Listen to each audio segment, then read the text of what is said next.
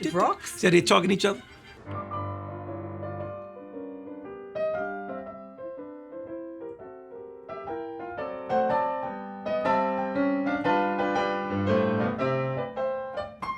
Later in his life, Beethoven moved further and further away from what his listeners expected to hear.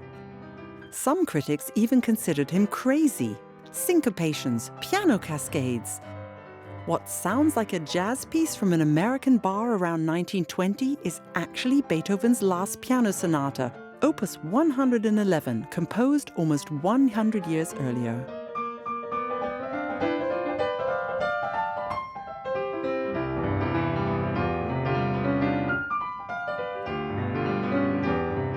It seems like he shortens the notes as he goes along to create this sort of jazzy effect. Yeah, I think he programs in this natural momentum. So each variation gains more notes per beat, whereas the meter itself doesn't change.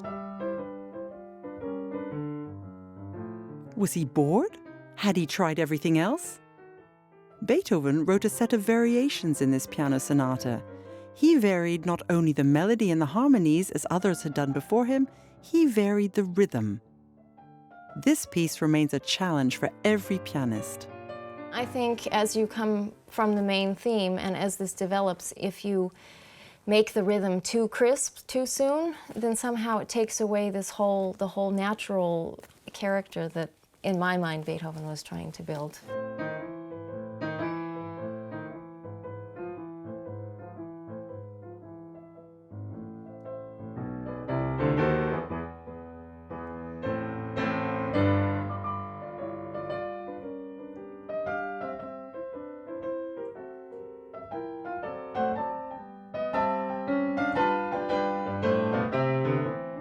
It's really unique because Beethoven, the way he writes it with these falling passages, it really swings naturally, and he creates this swing. I mean, he really writes it in there, and to go along with it, you have some blues notes, some blues tones, and it's really brilliant what he does.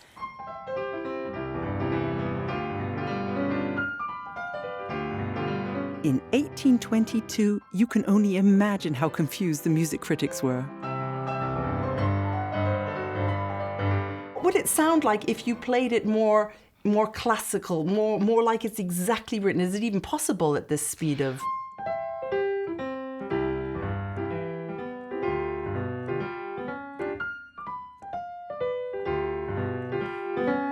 I mean, it becomes edgier, doesn't it? Yeah, and it does. It takes the fun out of it. He grooves. For a long time, this sonata was considered unplayable because of its tempo.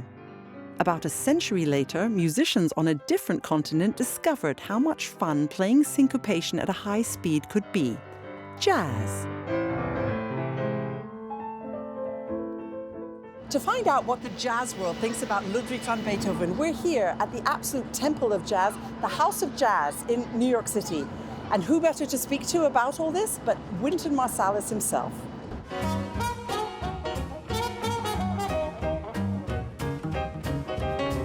Wynton Marsalis is one of the most famous trumpet players in the world.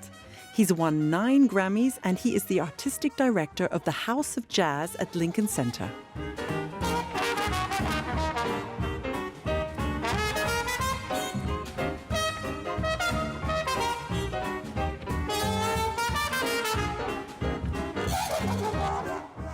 Well, something people have credited Beethoven with, there's this piano sonata, his very last piano sonata, number 32, Opus 111, and people say, actually it was Stravinsky that came up with the quote, it was a pre-echo of Boogie Woogie because of the snappy bass lines and the syncopation in there. What would you say as a master of jazz? I think that it's just a dotted 16-note rhythm. With Boogie Woogie, the consciousness of it is the ground rhythm that does not change. So even Passacaglia in those kind of forms where the bass repeats. And the challenge of playing Boogie Woogie is maintaining over a long span. The challenge of stride in jazz styles is can you keep that left hand in strict march time and play these figures on the top. So yeah, the dotted 16th note rhythm is related. But people are hearing that today and saying, oh, that must have been what it was. But it's a big credit to Beethoven that something he did then, people are still analyzing. You know, Beethoven did so much more than that, that's a reduction of him. Like, I feel like just Beethoven's modernity. Like the person in the 20th century who most resembles Beethoven is Louis Armstrong.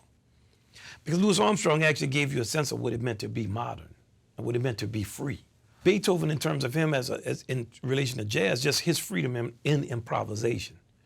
Of course, we don't have recordings of him, but every account of his playing is, what he could do was go from really thunderous, bombastic, virtuosic playing to the most tender, beautiful, melodic, and also how he traversed the keys. Would that have been written down, or would he just have gone with it? He just go with it.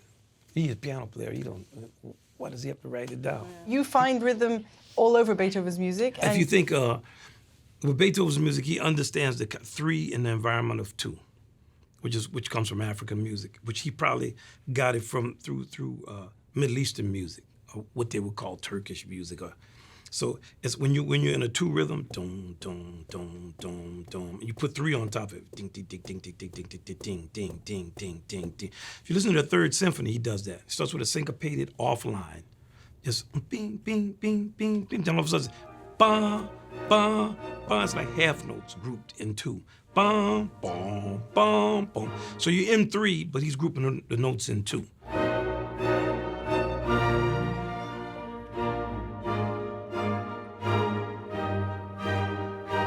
This is a kind of ultra syncopation, but what I love about it is that he's using it as a syncopation for the same reason we use syncopation.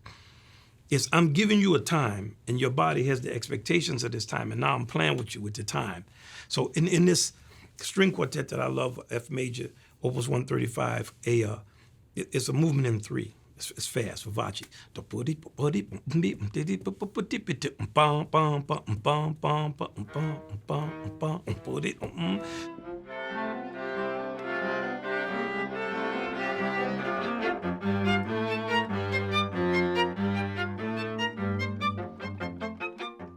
Beethoven's rhythms are also a challenge for the Armida Quartet from Germany.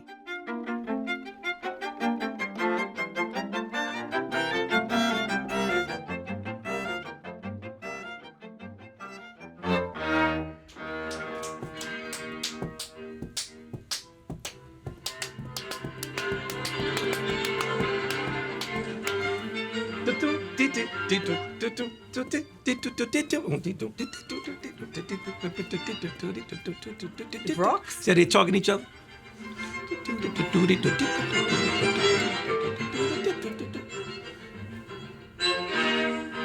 We didn't like that. I love that.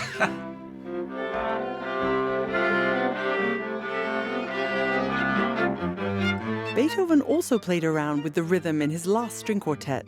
In the 2nd movement, he hides the 1st beat of the bar, which would usually be the most important beat in European music.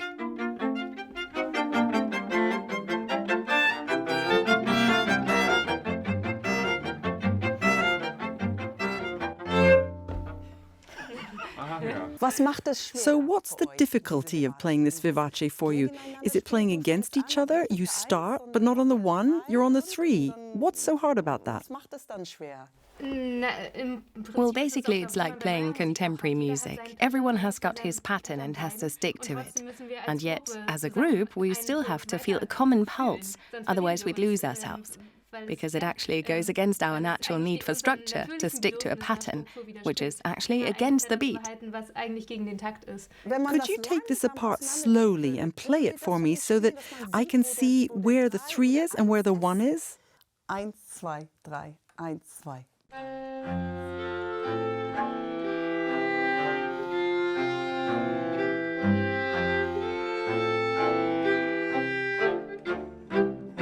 Ah, here you found each other on the 1, finally. Can you play it again, fast, the way it should be?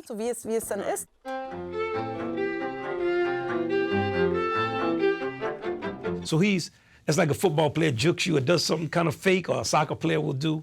They'll be playing and they'll make you think they're going this way and they do it. He's doing that with the rhythm. It's incredible how much Beethoven has shaped our music world. Whether in jazz, film scores, or rock music, his innovations and ideas are everywhere.